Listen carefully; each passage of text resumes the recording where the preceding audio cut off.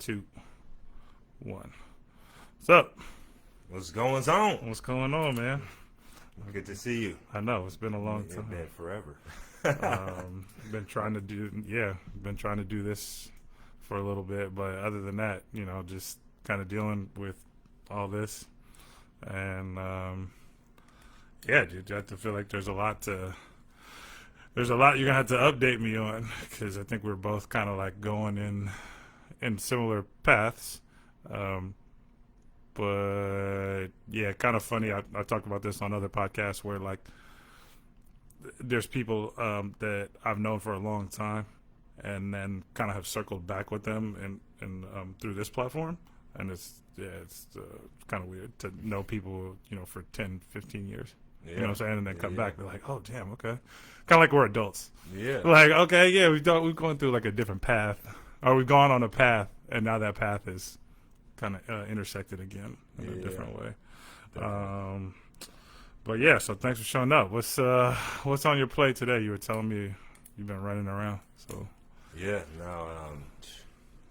early this morning I do start my morning with a morning meditation with the Dharma homies. Okay. We do that on Zoom, so I start my morning that way, 45 minutes, and then had a board call to join my first board. Yeah. What kind of meditation is it? Like, is it mindfulness meditation? Mindfulness meditation. Okay. Yeah. So, mindfulness meditation means that we're focused on our experience and opening our awareness via the breath. Got you. Okay. So the meditation can be open eyes and just being aware of your surroundings. But then we also lean on the breath because the breath is with us always. Right. And when we intentionally focus on it, meaning that we're not just trusting in the body to breathe for us, then it stops us in our steps, and we actually take a full breath, which is actually, if you think about it, it's really a place of privilege and luxury when you think about that exhale. And sure. Not too many people get to do that unless they're in a place of luxury and privilege. And so teaching people and actually starting my day with that, starting with a little bit of agency, give myself some empowerment, allows me to kind of flow through the day. Yeah. Like starting the day off very much being selfish, right? Like a healthy selfish. Like, I'm going to focus on how to be, people call it your best self, or like I'm hesitant about using the word optimal, because sometimes I can go, it leans towards this idea of productivity. You know what I mean? And I try to steer clear of this idea. Like, I'm trying to get further and further away from productivity, right? Because there's something good about being productive, but we've had shorter and longer conversations around the culture that we live in, where it is about your value being placed on how productive you are, how many things you get done in a day, and that's probably one of the that's a critical problem, because if you're being productive, then if you're so focused on being productive, you take less opportunities to wake up in the morning and give yourself 45 minutes. Right, you might see the 45 minutes is like, well, that's 45 minutes. I could be doing something else. But that practice, the routine. You do it every day? Yeah, daily. Oh, wow. Daily practice. Yeah. See, that's something I'm constantly working on, and specifically during like quarantine. And I usually give myself maybe like five minutes before of kind of thinking about where I'm at, like what I try to have a gratitude practice in the morning. Like, what am I thankful for? Awesome. Who am I thankful for specifically? I try to like narrow it down to like people. I'm just, relationships are huge, right? That community that you start the morning off with is major. Yeah. Just being, I think we've both been in places where you've been around people that you're like, yeah, this isn't really serving me, or I don't feel great about this. And so there are some people who start the day off that way. They're literally around people who are like, yeah, I don't want to be around them. So yeah, I think that's dope, man. That's dope. So how long did it take you to get into? That's a discipline to do it every day. And so like how long did it take you to get to that point where you're like, yeah, got to do this every day? I mean, I actually was indoctrinated into 45 minutes. I did a mindfulness-based stress reduction course at UCSF Osher Integrative Institute on Divisadero. Yep. And I went to the course, pen and pad ready, take notes. Yeah. And we're sitting in a circle discussing some of our stresses, what's going on for us, providing community support, and then class ends. And then I show up. It's 8 weeks, and I continue to show up. And you know, by the like second, third week, they have us doing a body scan, 45 minutes on our backs, breathing through each region of the body. So I was introduced to meditation through 45-minute practices. Yeah, what was that experience like? 45 minutes is a long time. 45 minutes is a considerable amount of time. I mean, yeah, like not only for anything, right? 45 minutes.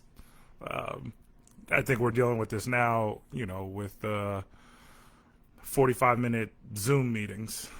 You know, 45 minutes on a call is, especially if you're not leading the call, you're just sitting there listening. 45 minutes can seem like an eternity, right? You're like, okay, am I getting everything out of it?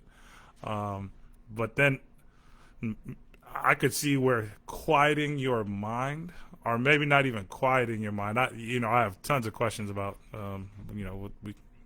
we'll go into this, but the idea of quieting the mind, or letting those thoughts come, letting them rise and being like, oh, okay, yeah, they came up. I don't know if that's quieting, because, sometimes when you're meditating, it could, all the thoughts could come up. It could be it could be kind of chaotic. You could be like, man, I am thinking all of these things, but you're allowing yourself to process. Like, you're allowing yourself to let those things fly, right? So yeah, so 45 is a long time. So yeah, what was that? Was it relatively easy for you? Like, or were you like, yeah, it's, whew, this is a challenge. Yeah. So the first time, I fell asleep. Okay. Got a good nap in. 45. Hey man, that's mindfulness, right? You were mindful that you were tired. Self-care is the best care. Yeah, right. So I like to say that now as a mindfulness teacher that if you doze off during practice, that's what the body was calling for. Yeah. And this is the safe space to do what the body needs. So I took that opportunity the first chance. I had to ease into it and find my comfort. So, yeah. And by the second time, I was able to listen probably a minute or two longer into the guided meditation before I dozed off. Okay. And then it just increases and increases. And I think that was maybe the benefit of being dropped into the deep end of the pool and starting with 45-minute meditations, because I was able to actually build my way up into the practice. And so, as I reflect on it, if it was a 10-minute practice, maybe I've slept through it and then I've only worked my way up to a minute or two. But with 45 minutes and then with the change of going through each region of the body, I was able to keep up and then turn it into my own personal practice. Yeah. I'm glad you mentioned that, because I think there's things that, I do. I can't speak for anyone else. But sometimes we go into new projects or new practices, and our expectation is that we have to do it a certain way. It has to be right, and that can, that can be hindering, right? Like, I know one of the things that I kind of struggle with is eating, right? So like 5 days of great eating, right? And I'm like, okay, well, you got 2 more days to go. I don't know where that thought came from. I have no idea where it came from. I don't know who set that expectation that I was supposed to, eat perfectly for 7 days, right? And I think that mindset actually is not helping, right? It's not really allowing me. Yes, I believe in some like type of structure, but there is some on that day that I might eat, you know, poorly or not as, we'll say, not as cleanly as I want to. Mm-hmm. Then I'm like, I kind of get down like, man, I did not do, like I got down, I didn't do it right. There I go again. And that, I would say, that actually leads to more like consistent unhealthy or less clean eating, whatever you want to call it. So I like that idea of flexibility, right? Like we go into things sometimes just thinking like, oh, we got to do it right. I'm like, man, if there's one thing I'm learning, there's no one way. There's infinite ways to get something done. Design your life, create the reality. Yeah. And I think that probably, I would assume that goes hand in hand with the practice, right? With the mindfulness practice. Yeah, no, you're defining mindfulness every word you say.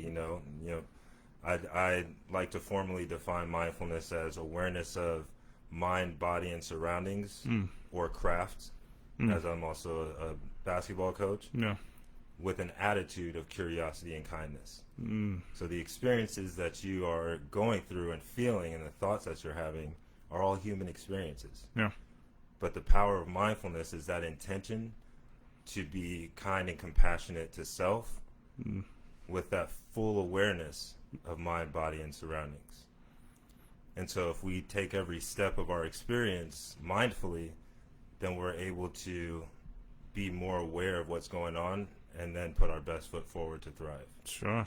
Oh yeah, I mean, you talk about basketball. I mean, obviously, yeah, it's so important with, I guess, any activity with a finite amount of time, right? Like, hey, you only have a certain amount of time to be present and perform, play this game, and so you need to take advantage of all of the time that you have to succeed. Right? Yeah. And sport has always been such a unique environment and like kind of a symbolic of life, right? It's like it's constant. There's change. You have to work with people, regardless of if you play, regardless if you swim individually, you practice with other people, you train with other people. If you're on a team of, I don't know, 3 or 5 or 10 or 50 if you play football or something like that. There's always constant like complexity. There's a huge, and that's life, right? It's like every day, has nothing to do. I mean, we're getting a little bit more into like the ego, but it has nothing to do with you, right? Yeah. There's so many things that are affecting the way the world is moving.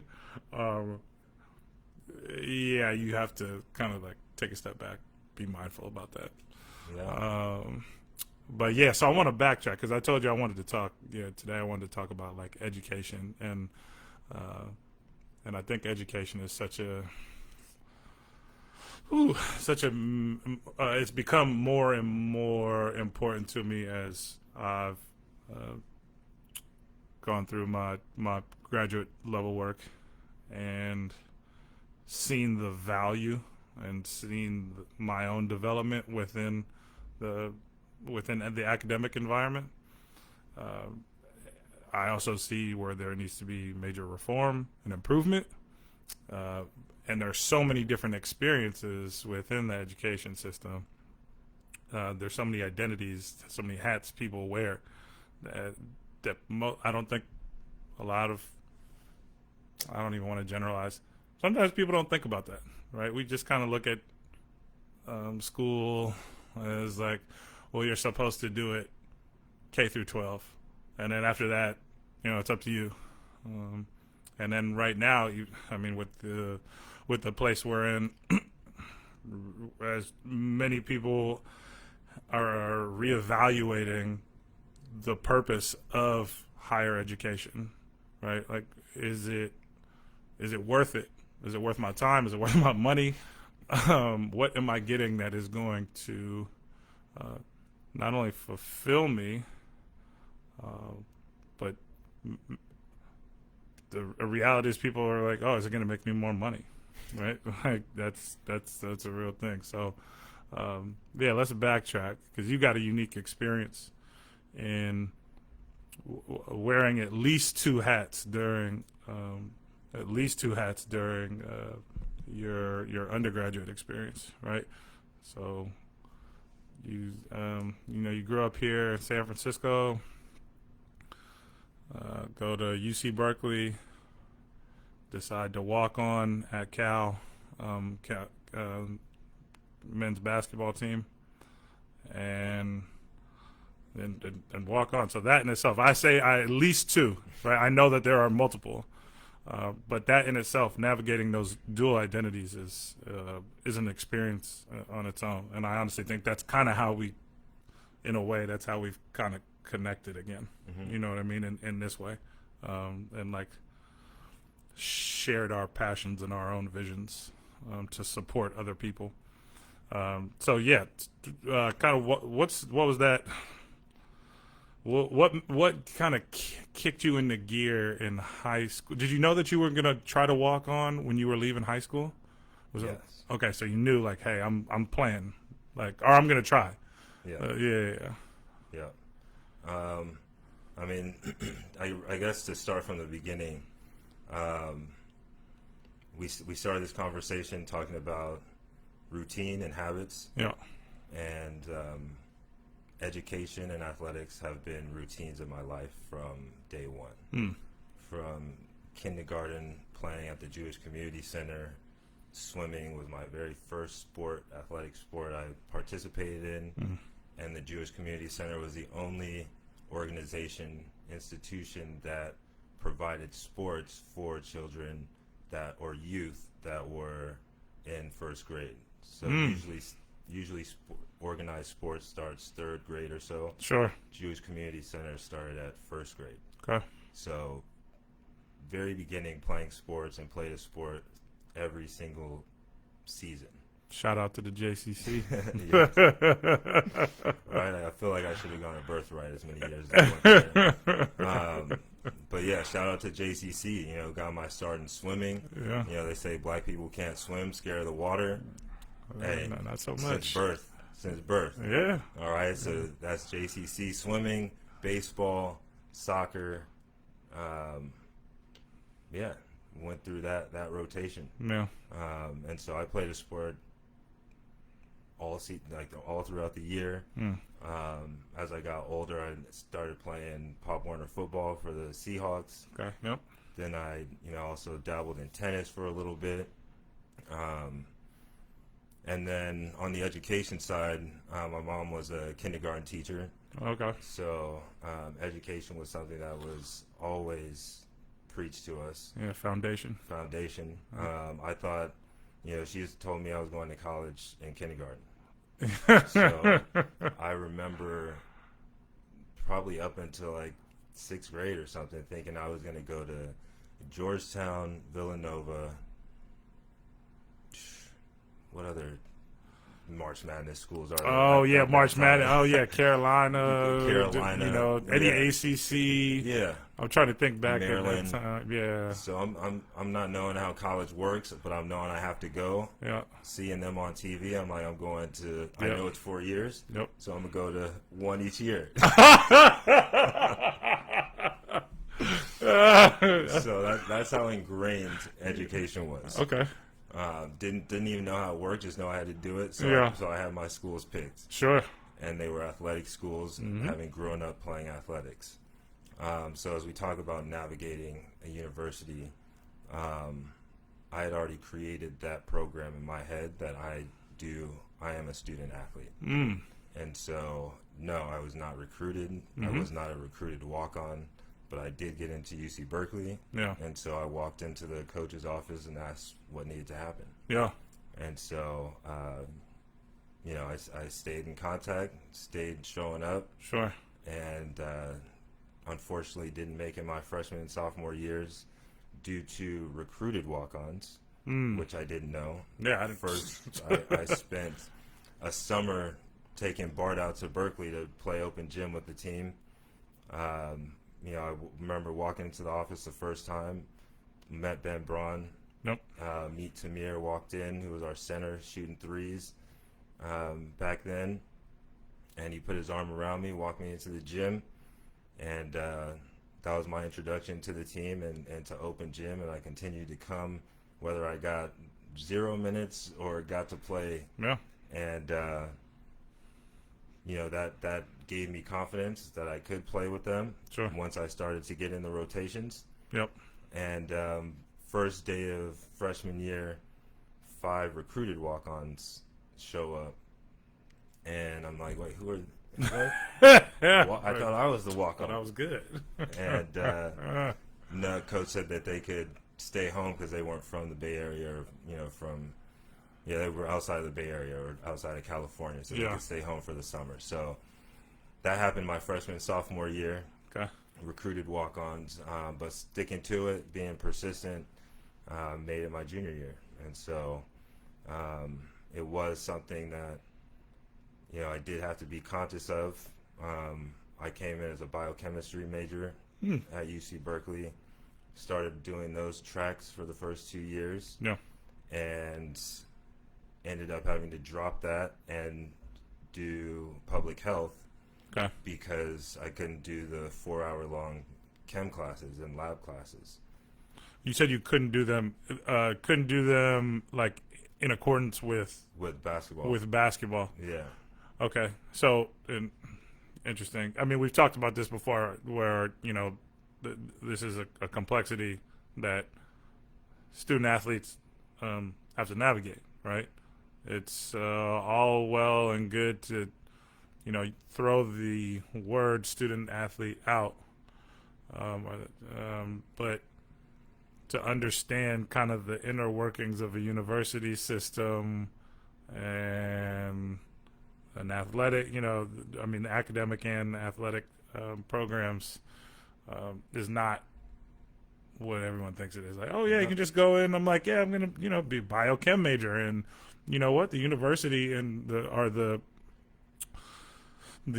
department is going to be real understanding about me not being able to, make these labs because I've said that I want to commit myself to being a walk-on, So again, that's what I was talking about in navigating dual identities. Like, well, I did come in as a student first, and now I'm having to choose.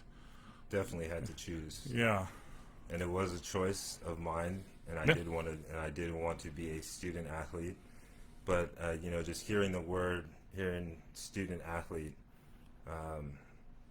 often I guess you would assume that we're talking about scholarship athletes. Sure. So just reflecting and having this conversation completely changed my life. That decision from following through in biochemistry or doing public health or whatever else, and I actually enjoy public health and went on to get my master's in behavioral health recently. Okay. But it was all luck of a draw. I actually was in a biology scholars program that was supporting me in my studies while doing biochemistry. And my participation in this program, the director knew that I had been trying to walk on, supported me, and actually called this public health professor that would allow me in the class after the drop deadline. So had I not had that favor, who knows what class I take, which major I end up in. Sure. Because at that point I had to drop a lab class, which is significant units, and replace it with something else. Yeah. And so luckily it ended up being public health, which I enjoyed, but who knows if I didn't enjoy that, how does that impact my play? Do I stay on the team? Yeah. How does that impact my academics? So there was a lot riding on that decision, and I don't think I understood the impact of that. I was more interested in being one of 15 on a basketball team at an elite university. Elite university, sure. So who was the faculty member who advocated for you for that? Was it It was a BSP director, BS? Biology Scholars Program. Okay. And so you developed a relationship with Yeah. with him, or Yeah, it was a man, professor. I forget his name, but yeah, we developed a relationship. You know, what they did was provide study groups and extra resource for folks in the sciences. okay, It was predominantly geared towards people of color. okay, And it was a Asian director. And yeah, you know, I was participating in the study groups and would go to the sessions, and so through that, developed a relationship where he was able to, or felt comfortable, doing a favor for me, a huge favor. yeah, You know, looking back on it. yeah. Well, I'm gonna go as far as to say is like that was his job, right? Like that's my approach. You know, as someone who wants to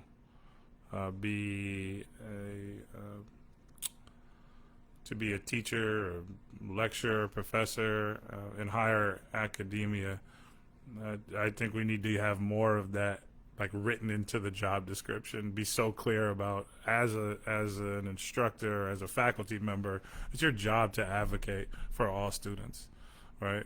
You know what I mean? If you're not like, well, then what are you here for? Again, this is kind of my vision of education reform, getting out of this kind of older model of, well, I'm just here because now I wanted to teach, and you know, maybe I'm a tenured professor. I haven't really done too much work out in the field. I'm pretty comfortable. You know, my curriculum is 15 years old. I'm not changing anything. You know, I think when you get into that comfort, which is super easy, I could understand how you fall into routine, right? You fall into that routine. And you're like, yeah, I'm not changing anything. Like, what the hell am I changing anything for? Even though that's, you know, again, counterproductive, because there's nothing constant in the world. I mean, there's nothing static in the world, right? Everything is constant. Yeah. Everything's changing constantly. So how could your curriculum, how could your approach to students? Your students are changing. You can't tell me your students are the same as your students 10 years, but at this point, 5 years back. You know what I mean? So yeah, I would say that was his job, but not to like take anything away from him. He did go out of his way, you know what I mean, to make sure that you got what you needed. Yeah. Right. The theme that I'm hearing you share right now is just experience, and both on the student side and on the professor side or the director side. Yeah. He added value to my experience. And supported me in my dream and goal to continue being a student athlete throughout my life, throughout college, as I had growing up. But then also, I'm thinking about, as you share about the routine of professors or educators. The routine there is that experience level of, I was hungry at first. Mm-hmm. But now I have a lifestyle that I've experienced, and I'm comfortable in that lifestyle. Yeah. And why do I need to change my experience when I am feeling adequate? Yeah. And I think we, have come to a standhold and standoff in this country because we have come to a place of adequacy where we feel like adequate is enough. I'm surviving and that's good enough. Yeah. And we're seeing that just to survive is not enough, and that we do have to be adaptable, and we do have to realize that there is change. Mm-hmm. And when we look at sports, it's change every second. and you have pushback and adversity and challenge and hurdles you have to get over because there is a time limit. There is another team or someone else, individual, competing against you. And it's interesting how we are so okay with that change. Yep. And look at it as normal because it's just a game, quote unquote. When in actuality, you know, the game is the present moment, which is life, which Yep. is happening all around us. Yep. And so how do we walk that line of empowering others but still having a solid experience and not, you know, falling on our laurels of adequacy? Sure. It's easy. It's super easy. I mean, we all feel it. I think every person feels that moment where you're like, man, this feels really good. I'm doing good, and I don't really need to change anything because things seem to be going in the right direction. Yeah, I would say that it takes a bit more to recognize that comfort and then understand, like, yep, but there's more. Like, there's another level. Yeah. What, you know, I don't want to say level like up or down. I'm just saying there's another level. You know what I mean? So you're navigating Cal, which is a internationally recognized university. You are Bears. Go Bears. You are, I would say, on playing elite level basketball, adding to the identity, right? So we said you were a student athlete. We said you're navigating being a student and an athlete. Okay, now we're going to step into both of those. I think we'll start with the academic piece, right? So I'm going to go out on the limb and say Cal is probably not filled with people that look like you that were in that biochem program, or maybe even public health. Yeah. Yeah. Yeah. Not really. No. Not so much. And the thing that comes up in my mind often, even to this day, I mean, adults deal with this. Everyone deals. Essentially, just about everyone feels this idea of imposter syndrome. I'm not supposed to be here. Or like, what am I doing here? Like, I'm looking around. People don't really look like me. I don't know if I'm really vibing with this. Like, what's that experience like? Because we won't even get to the athlete part because that adds a whole different flavor. You know what I mean, to the mix. We're like, oh, okay, oh yeah, homeboy's he plays basketball. Oh, yep, okay. So you play basketball now. So I bet you're just, again, like you said, people don't think about the walk on. People are like, oh, you just play basketball. You must be. They've already set an expectation about who you are. So did you ever feel any pressure? I mean, you've had the foundation of education, right? You've had that since day one, right? Mom, you're probably born and mom was like, yep, this one going to college. No choices. So did you ever have that feeling of like, man, I don't know if I'm supposed to be here. I don't know how comfortable I feel, whether it's in the biochem program or just as soon as you got to Cal, right? Because you hadn't gotten to that. No one had recognized you as a student athlete. You knew that. You were like, yeah, I mean, I'm going to play. Like, that's without a doubt. Like, I came here to do these things. Mm-hmm. But, yeah, what was that like in terms of just getting to a campus where maybe the demographic is not representative of people like you? We'll just say folks of color, but specifically as a black male. Yeah. No, I mean, I think I was able to navigate and feel comfortable on campus. One, because my parents set me up. I was on UC Berkeley campus growing up in middle school, pre-college academies, Mesa, mathematics, engineering, science achievement programs. It's hilarious that I spent I did that program. Yeah. Yeah, I mean, I was clearly not ready or focused. I mean, I was catting off. Yeah, Man, can you imagine? I was catting off. There was, Man, if we were, I mean, same. yeah, I was not. Because it was such a routine. Like, okay, I do this in the summers. Yeah. So, I dug in a little bit more.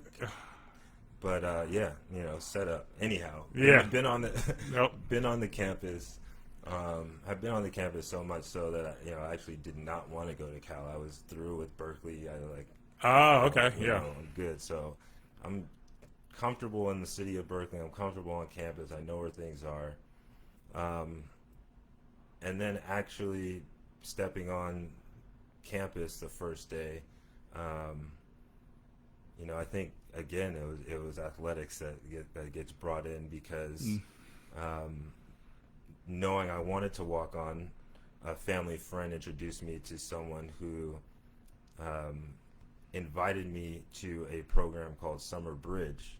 Okay, yeah. Which is, again, another summer program at Cal before you start your freshman year. Yep. And you can start getting credits ahead of time. And this program was only for athletes. Or not only for athletes, but for folks that wanted to get ahead, but then athletes in certain sports, I think, had to do it. Okay. And so for me, wanting to walk on and create those relationships and start getting in with the basketball program, Yep. I thought this was an opportunity to, join those open gyms and whatnot. And I had already been in the practice of going to summer school my entire life. Yep. So, I had friends from the program, had friends from athletics, a lot of people of color. Again, Summer Bridge was mostly for people of color. So I had that kind of network coming in. Yep. But that also was not, or shall I say, that was on my goal of trying to play a sport. Yeah. Yep. And so wanting to stay connected to the university in different ways to plug in to become that student athlete. Sure.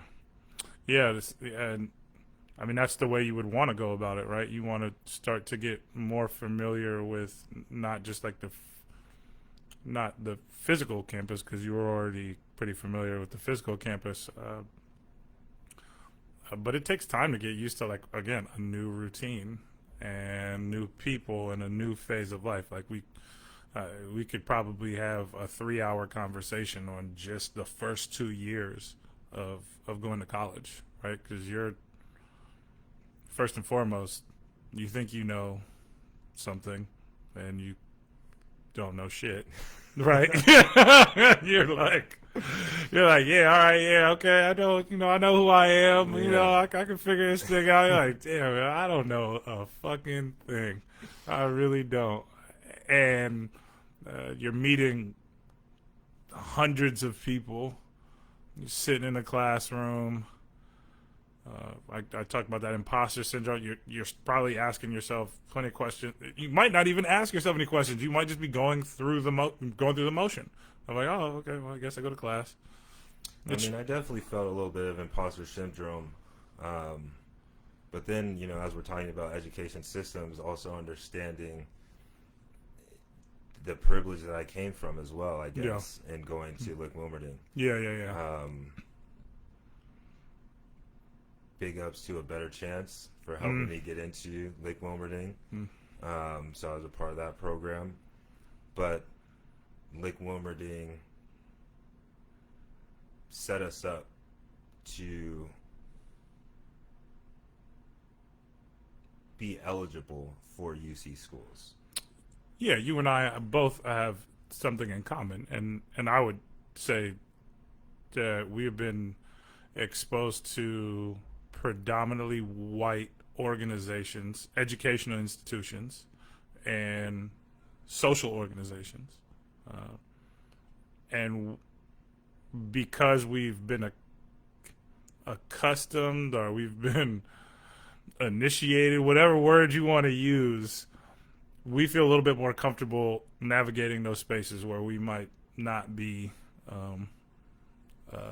surrounded by other black men or people of color, whatever it may be, Mm-hmm. right? And that might be harder for someone who hasn't had that experience or has had that experience, but it wasn't positive, Yeah. right? Because we both know people who were in very similar situations as us, who maybe didn't ever get to that point where they felt comfortable in navigating, right? Yeah. Like, yeah. I know people like that. Like, I went to a historically black college, and I know folks who went to historically black colleges specifically because they're like, well, I really don't want to do that again, right? There are folks who went to black college, after college moved to a black city and lived within a black community, right? And they're like, feels more comfortable for me. I'm not saying that that's right or wrong. That's just how they chose to live, right? Where you and I don't mind being around you know what I mean? Like, we don't feel uncomfortable. I mean, there's plenty of times where I've been in rooms where it was predominantly white folks or predominantly white folks, and I'm like, yeah, this is weird. This is strange. I'm not comfortable in this. Yeah. Matter of fact, that should happen to me like 3 weeks ago. I went to the Get out. Yeah, I went to the marina in San Francisco. Right, this I would say a very historically and currently always has been, as far as I know, pretty white kind of college, frat, sorority, conservative. Well, I don't even know. There's a laundry list of names, right? But it's pretty white, right? And you don't necessarily think about that when you think about San Francisco historically, right? You're like, oh yeah, San Francisco probably like kind of weird. Well, yeah, like, or just there's just some weird shit. Yeah. There's nothing weird about this. This is not a good weird to me. This is not a good weird part of town. It's weird because you're like, why does everybody look the same? Everybody dresses the same. And again, like, I'm comfortable in just about every space I'm in, but it's weird to walk. It was just so strange. And my coping mechanism is laughter. So when I'm uncomfortable, I start joking around. Like, when I'm like, oh, well, it's time to just lay the jokes on. And I did that for like 2 hours. Like 2 hours straight, I was just like on, and I was with friends who were, for the most part, all white, and we were all laughing because they felt the same way. They were like, "This is hilarious." They're like, we're white and we're white, and we feel like kind of like the uneasiness, like, I guess, sterile in a way. You know what I mean? Like, I was like, yeah. But anyhow, it could be much harder for someone. And I bring that up because, specifically, we're talking about predominantly white schools. There's quite a few folks of color who come to school and have to navigate these identities. Like, how do I present how do people perceive me? Who am I going to be friends with? Who I'm not going to be friends with? Family expectations, and college is a lot. When I said that first 2 years of college could be a 3-hour conversation, man, you're trying to figure out so much about you. You know what I mean? You're trying to figure out so much about like how to figure what time to wake up for class. Am I going to go to class? It's like, dude, you're a baby. I swear. The more I look at it, you are like a child your first 2 years of school.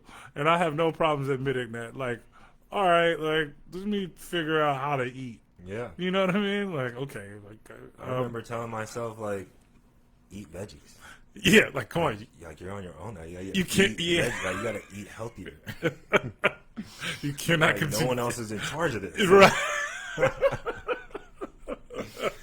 But yeah, I mean, as you say that, I mean, it definitely is a time of self-discovery and just something that just always sticks out to me. And as we talk about education systems, a friend of mine went to Loyola Marymount. Okay. Also studied in L.A. Or okay, I was going to say there's one in Chicago too. Yeah, in Chicago. But he went to the one in L.A. and also was a chemistry major. Okay. Came from the same high school, and he had, I think, 4 people in his class in chemistry. Like 4 people of color? Like 4 people. Oh, 4 people total. 4 people total. Oh, wow. Okay. And I don't even know, and maybe less in his graduating class of chemistry or something. Wow. Yeah. Okay, so, damn, that seems really small. A lot of support. Tons of support. Oh, is that what you're trying to get around? I was like, okay, That's yeah. what I'm saying. A lot of support. Yeah. You know, there's extra on top of support, making sure that he can succeed. Yeah. And so he did succeed. And currently is doing chemistry in his profession. And so saw it all the way through. Yeah. And as I think about going to such a big public university, you know, there was the whole mindset. There's, just to start off, there's 450 in our chemistry classes. And with that being said, then there's impacted majors, which chemistry was one, which means that they're trying to, what is the word? They're trying to, what is it? When they're trying to, lost my train of thought, or the word is on the tip of my tongue, but weed you out. Oh, okay. Yeah. Trying to weed you out to see who wants to be in the major, right? Mm-hmm. So it's like 450 to 500 in a class. You're trying to get weeded out, so then you're competing against all these folks as you're trying to discover yourself. Yeah. And since we're talking about a time of discovery, then how are we choosing our schools? Mm-hmm. Like via rank, or via, do they have the major, or based on how they're going to support me as I show up on this campus? Yeah. And I definitely led with athletics. Yeah. But, you know, and with it being the #1 university. But as I look back, like, was that best for me? I was able to navigate it to get what I needed. Sure. But, you know, it's an interesting question to think about or reflect on as we're talking about self-discovery and the education system that we're choosing to apply to. Yeah. And then how are we showing up on that campus, the one that we applied to, the one that we thought we wanted to be at. And then what does that experience actually look like? Yeah. And then at what point do you decide, like, this is just what it is versus transferring? Like, I don't think I necessarily ever thought about transferring. Yeah, no. It was just like, no, I'm here. Sure. Yeah, I'm here. So I'm gonna. But then there's some folks that are so inclined to transfer because their experience is not what they were looking for, and so it's like, wow, what did I ignore anything that would have, like, maybe should have transferred?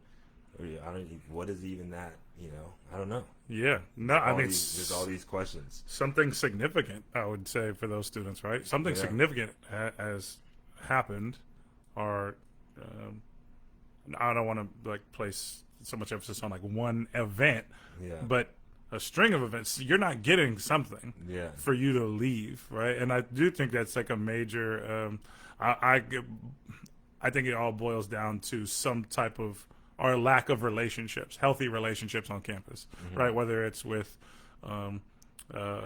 faculty, student, more emphasis on students, like your friends, right? If you can't connect with people, and of course you're not going to stay there. You're like, I didn't come here to be around thousands, hundreds of thousands, whatever, however large the school is, to be by myself. Yeah. You know?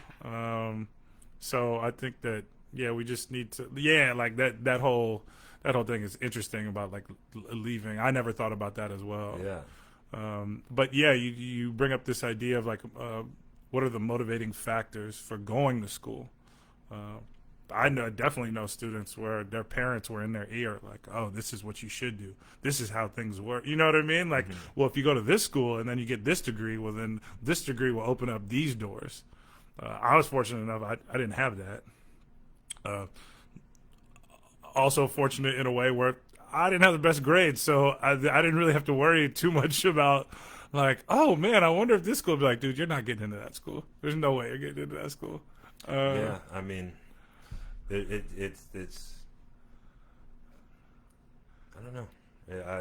What I'm thinking about is I just heard that or realized that the current UC Berkeley class or freshman, Yeah. the average GPA was 4.4 getting in this current year. Yeah. 4.4. Like that, and that's what I mean about, I guess, the privilege of Lick of like setting us up to be eligible for UC. Sure. Some of our coursework was already like subject requirements or whatever. Mm-hmm. Mm-hmm. And so in that regard, we didn't have to take as many APs as maybe a public school that has to then bump it up to that 4.4, mm-hmm. which is just like, wow, yeah, so interesting. Yeah, well, I mean, on the flip side of that, I would 4.4 is great. I also want to know what are what's the supplemental there, right? Like, what else are you doing? Yeah, that's great if you have a 4.4. Did that was who I've been talking about this this idea of I was talking about swim team, right? And I was like, look, I think that's great. You should strive for success, and if that means getting an A and having a 4.0, then shoot for. I used to say shoot for the stars, but man, who knows? All this. Every time I look around, it's like, oh, we discovered a new planet. Like somebody's discovered a new planet or like another solar system or something. I'm like, well, shoot for whatever is out there because there's no limit. Yeah, the clouds are done. Stars, yeah, keep going, whatever. Yeah.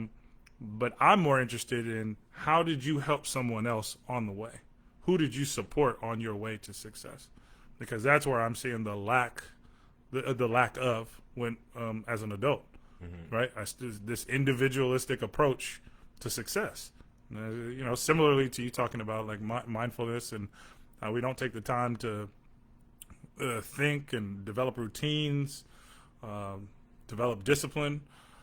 I'm like, well, what good is it? We see it all the time. Like, well, what good is it if you're successful and you're still, kind of by yourself? You're alone.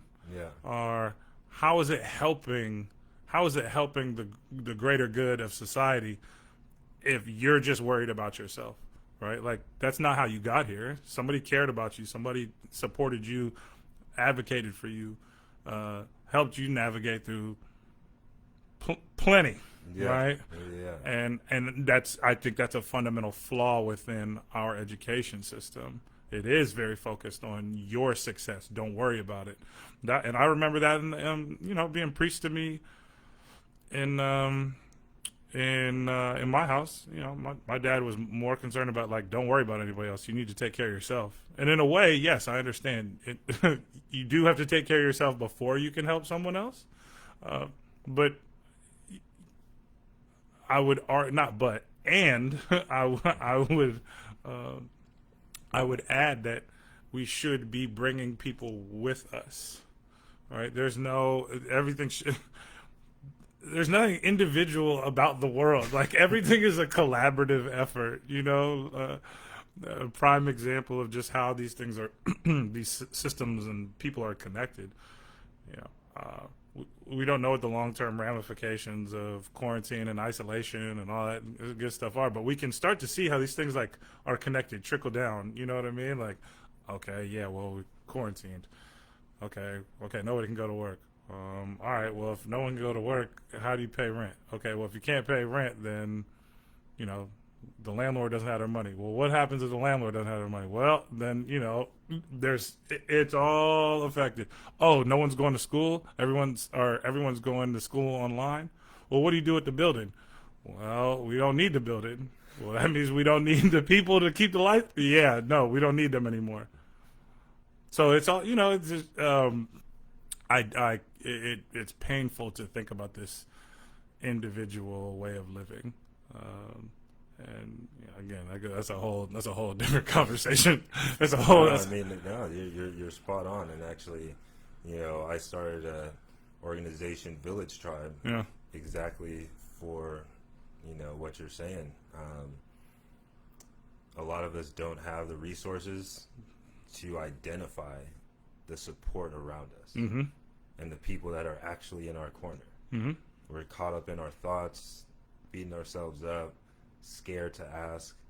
And so Village Tribe provides inner resources through mental skills and mindful design workshops to then give folks that empowerment to be able to ask for help. Sure. And identify their village, knowing that it takes a village to raise a child. Yeah. And so, I'm in full agreement with you, around the cooperation and the support that's needed, because we all leaned on someone, received some support. Yeah. Someone was looking out for us, whether we saw it or not. Yeah. And so, it's interesting to see the trickle down and such a slow collective response. Yeah. And which is why we need that inner resource. Yeah. Well, I mean, it's hard. Look, I don't want to make it seem like that's such an easy thing to do. We are bombarded with constant reminders of selfishness. I mean, the election, right?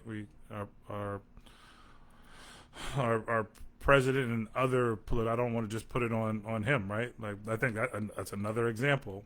I think we're very quick to point the finger. I'm not saying that our current president has some questionable values, but he didn't create this. He didn't create all of these issues. He's adding to the problem for sure. Yeah. But there's quite a few people clearly, I think we're at we're almost close. We're almost close to figuring maybe something out this week. There's a good percentage of our country who does not who support his value systems. Yeah. Right? We can go on and on about, political agendas and all that, but just in terms of a good human being, like a person who really cares about people, there are quite a few people who are like, I don't give a shit. I don't care. Like, I don't give a fuck about his fucking value system. I'm in it for me. I'm voting for me. And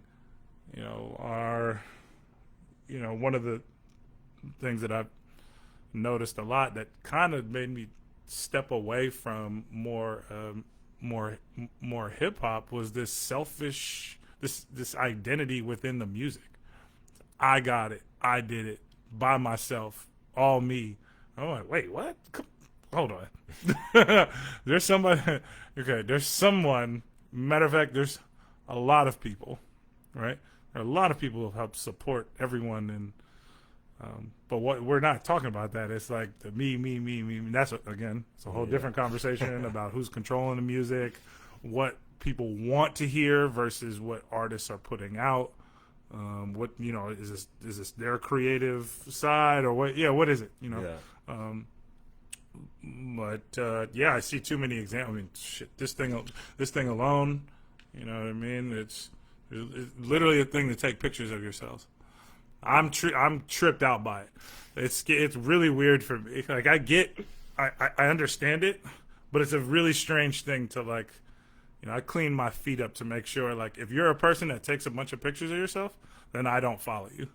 You know what I mean? Like, 'cause I can't do it. It's crazy. I'm like, and I don't spend that much time on social media. I use it to, like, put mixes out, or thank you for those. Hey, my pleasure, man.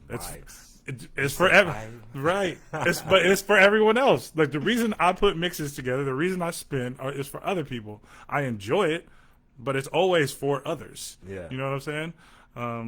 And then my other account is for Love Lab and putting these out. And this is a resource. This is, one of the reasons that I had you on.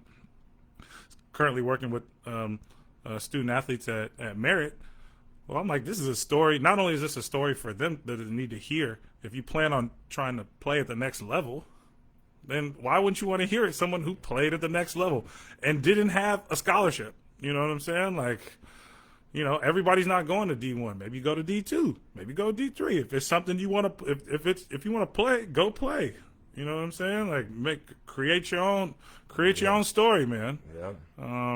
Design your life, create the reality. Yeah. And then there's another aspect where, I told, I keep, wanting to get diverse perspectives, not just diverse, like, guess, like, oh, you're black or, you're a woman or anything like that. But yeah, I just want I want perspective that, everyone doesn't get. Yeah. And so the idea of you, like, I'm kind of coming back to you at Cal, and we talk about the 2 years and figuring out yourself.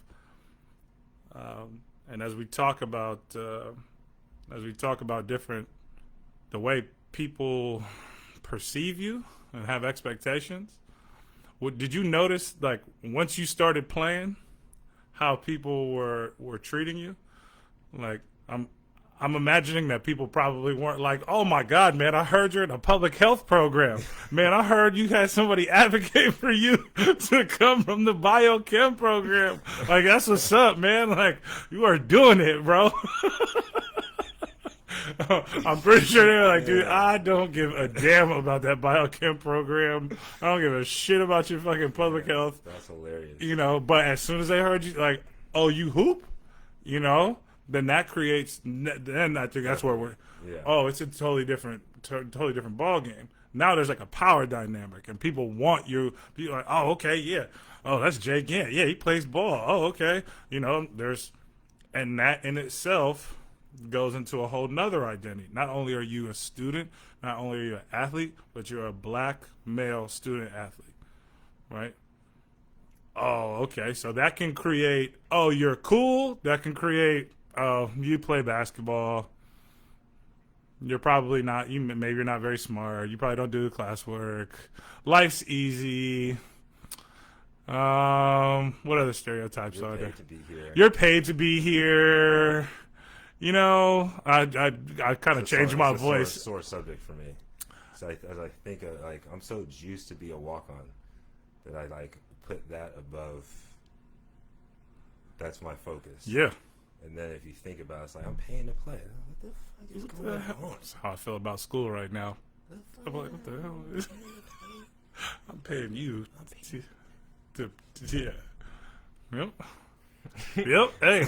Hey. Dude. Shout out my guy Dante. He's a first. I enjoyed it. Go Bears. Go Bears. Yeah. There you go. Follow that up. Go Bears. No, there's a. I want to shout out this guy Dante. He's a first year MSW student at San Francisco State, and one of the first classes, he straight up told one of our professors, he's like, they were asking about his internship, and he's like, to be honest, man, this is bullshit. I was like, oh. It's okay. All right, Dante. And I was interested to hear where he was coming from, because I was like, damn, like, that's just not something you hear from students to a professor. And she was calm, like, oh, well, what's bullshit? He's like, I'm paying to do free work. And that's been a topic of conversation within our program since I got there. And I'm sure it didn't start with our class. It's been there for a minute. Like, wait, so I'm paying you to come here to get a degree, and I would even go further than that. I'm paying a predominantly white institution to go into social work, which is essentially serving the people that look like me that I grew up around and I know how to serve. Wait, so I'm paying you to do that, and then I'm going to go do the work for free. So you'll give me this document that will pay me more money. Okay, right? So similarly, I went off on a tangent, and so shout out Dante. But going back to Cal, right? Like, that's, people didn't think that. Automatically assume that you're like, oh, you're getting paid to be here. Like, you live it. Life must be easy for you. Yeah, definitely got that. And exactly correct response on the public health. Crickets. Crickets. But yeah, I mean, it's just as I think about it right now, just the introductions would be different. You know, it used to be like, oh, this is Jason or this is Jay, and then it's like, oh, Jason, he's on the basketball team. Boop, there it is. All right, okay. All right. part of that has got to be kind of cool though, right? Like part of that was it was nice. Yeah, it was like I've been working for this. I've been busting my ass to get on this damn team. Yeah. But it also was just interesting because it was like the same people that I had known before. So it's like, all right, I mean, yeah, I don't know. It's interesting. Didn't think about too much of it before. Was there a difference in the way different people? So, I think this is like, did you see the way people treated you differently based off of like, I don't know who they were. Were white women treating you differently? Were black women treating you differently? We can get in like there's what was it? You know what I mean? Because I think there's definitely like stereotypical stories. You'd be like, oh, he's an athlete, so like, especially black athlete, you'd be like, oh, okay, so at a predominantly white school, you're like, oh, okay, well, then you probably got a lot of love, from some women. I'm not trying to put you out here. Yeah, but I mean, it's interesting because I was just talking to a Cal athlete my year, and we were saying how like we were all pretty separate. It wasn't like we all big kicked it, or it was like all the athletes kicked it here, And so in that, the entire university was pretty much secluded by interest or different groups. And so there's the athletes, there's the fraternities, sororities, the people that don't party, the biochem majors. Yeah. So it was like everyone was kind of split off, and already having that summer bridge experience, starting school before the university actually starts officially for the fall. Yeah. I had like a core of friends. I had some core friends that were athletes. But then I also had friends from the Summer Bridge program that were not athletes. So I was exposed to both sides and was able to have that freedom of, there's set times where I'm trying to play basketball, and then I don't have all those obligations because I'm not on the team yet. So I'm with all my student body regular friends. And so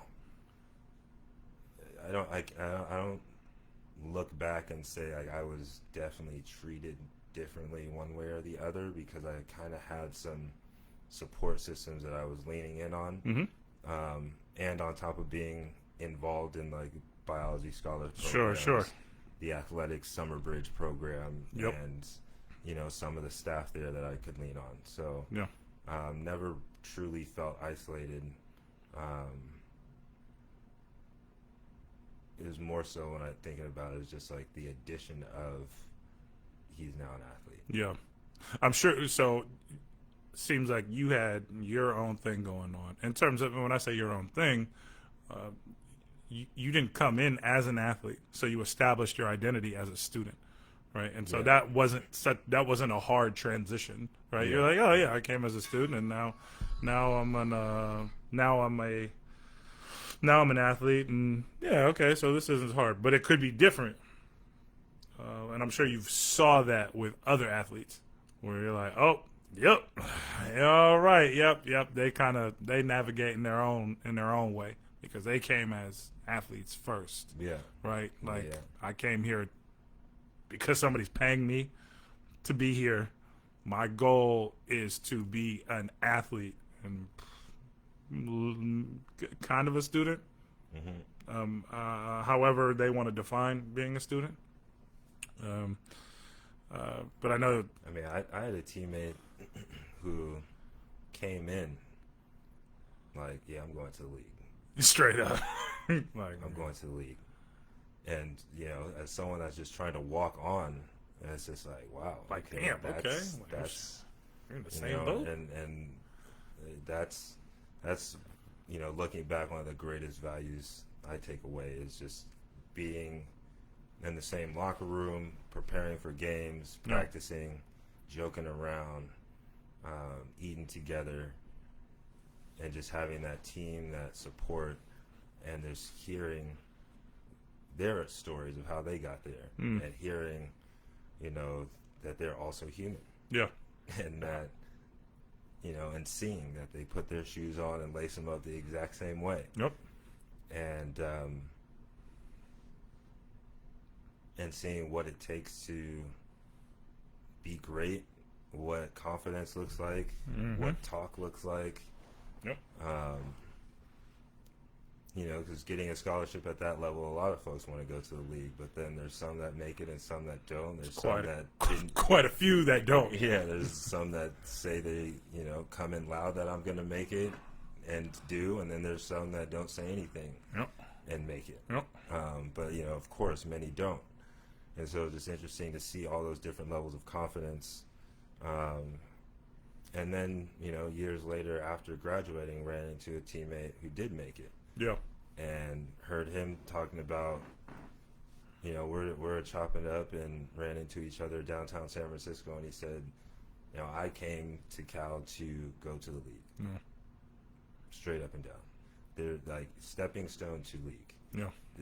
There's not I'm going to go to class every now and then. I'm like, league. Yep.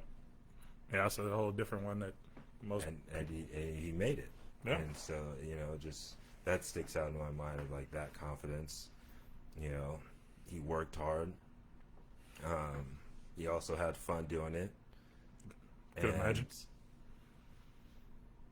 So yeah, it's just interesting, you know, having that experience and seeing the different outcomes and support systems, and you know, just seeing how people navigated it and approached it. But it was something that I definitely felt fortunate to be a part of, for sure, and was a goal of mine to, you know, with my parents saying I had to go to college as a youngster, like the goal of mine was to then play a sport. No. So to be that complete student athlete. Well, this is gonna be part one because I know you got to go. This is part one. So we basically got to basically got to Cal in your undergrad, and we're gonna continue the conversation because that's just like a snippet, right, leading up to right now. Because we still got to get to graduate school. We still got to get to traveling and getting back, starting Village Tribe. You know what I mean? Like we got a bunch. So this part one. We'll get back to it at some point soon, so we can continue. Yeah, definitely. But part dose coming soon. But thanks for doing it, and yeah, we'll get back soon. Oh, we get a little ding. Boom.